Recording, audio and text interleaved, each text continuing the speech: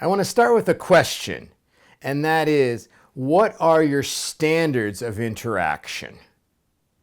Okay, so, what do I mean by that? So I'm going to go right into an example so it maybe hopefully makes a little more sense. So one of my standards of interaction is respect, is like treating other people with respect. So it's like a value that I have, okay, and it's like a core value. Like respect's a big deal to me. I've done a lot of work on myself to find self-respect and to really truly respect other people. And so respect's a big one for me. I'm not really willing to blow off respect, and so that would be a standard that in the interactions that I'm in, I have a standard of that we should respect each other. So that's the standard. The second part of having a standard is that it's willing to kind of, uphold or take action to preserve that standard, because a standard is almost like this agreement with myself. It's an agreement with, say, my heart or my spirit. It's like, look, I really care about respect, so I promise I'm not going to be a part of disrespectful interactions. So when I encounter a disrespectful interaction, which doesn't take too long in our world today, when I bump into something that's disrespectful, whether it's to me or somebody else, it's like I'm willing to do something to preserve that standard of interaction. I might invite them, to uphold, to kind of uphold that standard. There's a lot of different things I can do, but that's what I'm talking about. And it's ultimately, it's a parameter, I've called them. It's like, it's an agreement that I have with myself. And so let's talk about what happens when we don't have standards of interaction, and or if I do have a standard, but I'm not willing to do something about it. So then I kind of become complicit in the disrespect. And then so I have this standard, yet I'm complicit in this disrespectful interaction. I'm not taking action.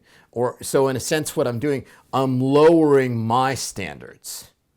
Okay, and that's what we're conditioned to do, right? Rather than rocking the boat or having standards, we tend to lower our standards.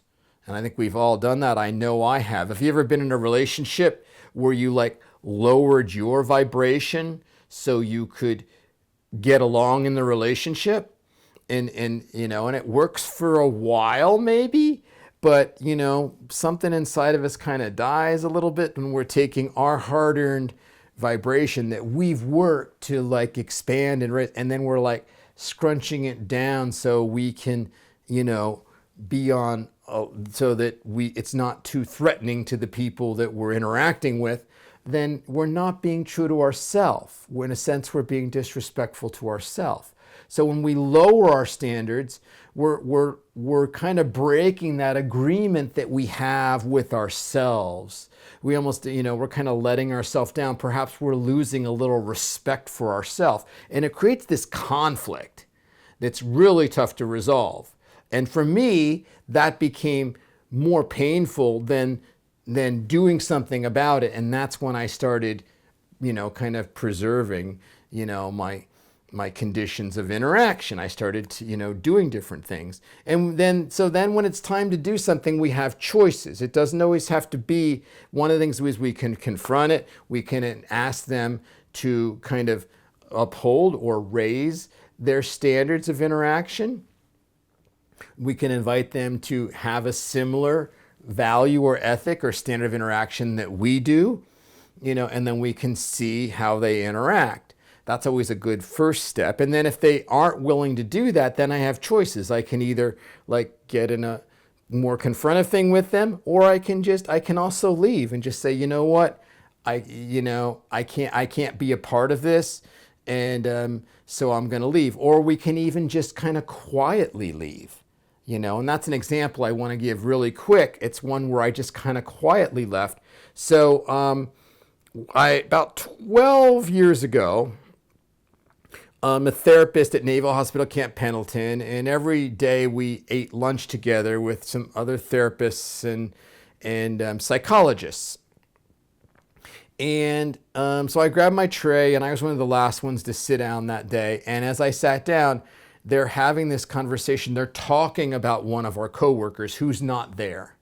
And granted, this coworker, she was a challenge. She had a challenging personality. She could be annoying, and could be judgmental. She was a bit of a challenge, but not intentionally. But she was just probably having a rough time, and so they're kind of talking, crap about her basically, and it was kind of mean spirited. They were almost like making fun of her. It was almost like a junior high school deal where they were like kind of, and then she did this, and they're all laughing.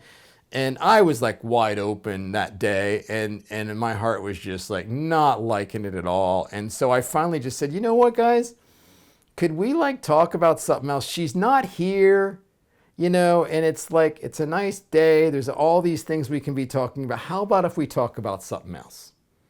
And they kind of looked at me like, well, whatever, okay. And then, but they didn't, they might have stopped for a little bit, but then sure enough, soon enough, they're back in it again.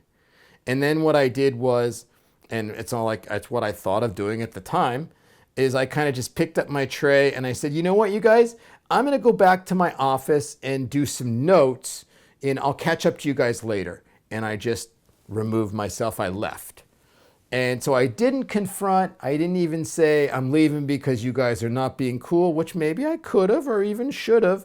But what I did do is I did something, and then I invited them, and then I chose not to be a part of it anymore. So in a way, and I honored in a kind of a peaceful way, a non-confrontive way, I kind of honored my condition of interaction. And that's how it can be. It doesn't have to be like challenging and confronting and saying, da-da-da. Now, if they're really, really disrespectful to me directly, then that's a little tougher to be silent about. That's a different thing. But in this case, I was able to just kind of do something. And so there's a lot of different ways, but but what I'm suggesting, the invitation is to think about what your your conditions, what was the word that I was even saying? What your standards, there it is, what your standards of interactions are.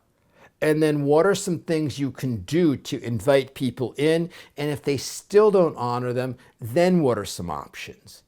And then you can walk in a way that you feel better about yourself.